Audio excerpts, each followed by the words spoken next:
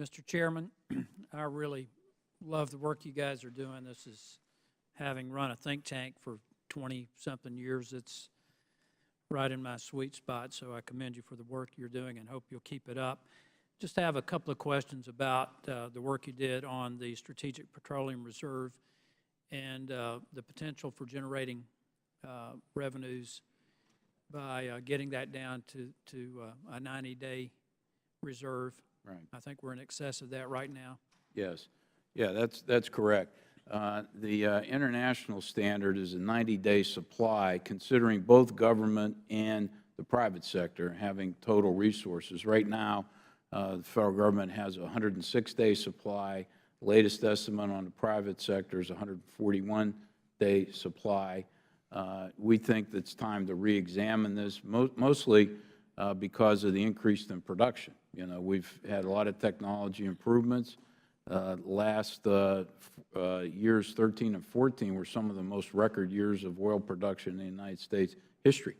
Right. And so we're on track by international standards to be the largest producer in the world. So we think it's a good time to reevaluate this. The Strategic Petroleum Reserve is aging. The infrastructure is aging. We think you could not only sell some of the oil, potentially, depending on the reassessment, to get billions of dollars. You can reduce administrative costs, and then also maybe you could minimize the cost of replacing the infrastructure eventually. On the private sector, it's holding 141 days. Do you know if that includes what's sitting in tanker cars because they've got nowhere to go with it right now? Yeah, Mark. Yeah. I'd be surprised if it includes that. It's very hard to measure these things. We have to rely on the industry self-reporting. But I do know that the numbers Mr. Dodaro was quoting was based on the work we did in December of 2014, the 140-plus days. That's increased, and we think it's over 200 days at this point. And that's the good news. The bad news is that I think at that time the price was about $65 a barrel. We're down to 52 something or right. Something we looked today. at this morning. $56 is what it's based on. Yeah. But still, if you look at it, and it's the other part of this is it's based on the net imports. So when we did the analysis in 14, it was based on net imports for 2013. Looking at net imports for 2014, the number of days has increased as well. So while the prices dropped some, the number of days beyond the 90 has increased substantially. I'm also looking at the reserves that the federal government owns in places like the Green River Formation. I think there's some interest in expanding our research in the Outer Continental Shelf and the potential for generating revenue to meet our revenue needs, everything from infrastructure to defense to running the government are enormous.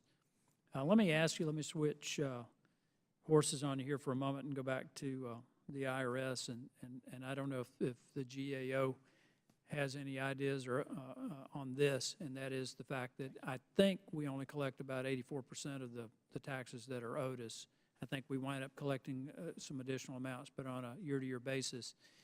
And that has to do, I think, with the difficulty of pursuing these cases, the cost. Does the GAO, have you looked into this, and do you have any recommendations for what the IRS could do to facilitate this so that we actually collect the money that's owed us? Yes, we've been very concerned about the tax gap between taxes owed and taxes collected. Right now, the latest estimate of IRS is that $385 billion gap between taxes owed and taxes collected under the current structure. We have a long list of recommendations of things that the IRS could do in order to enhance collection activities revolved around a couple of themes. One is getting better return on investment numbers of exactly what tying their initiatives to specific revenue collection activities. They don't have a lot of good data. We illustrated what could be done by shifting, if they shifted based on looking at return on investment, $124 million from field audits, exams, to correspondence audits, they could collect an additional $1 billion. So that's it. We have recommendations to the Congress, too, of things Congress could do to increase the collection figures. For example, to allow IRS to set standards for paid tax preparers, Most of the tax returns are people use paid tax preparers. We found that in a lot of cases, when we did undercover operations, sent people into 19 paid tax preparers, only 2 of them gave us the right answers to the questions. So we think this could be something that Oregon has done, some of the states have done, that could be implemented at a broader level. Simplifying the tax code would help greatly in this regard. So we have a lot of recommendations that both IRS and the Congress could implement to address this issue. Thank you for your work. I yield the balance of my time.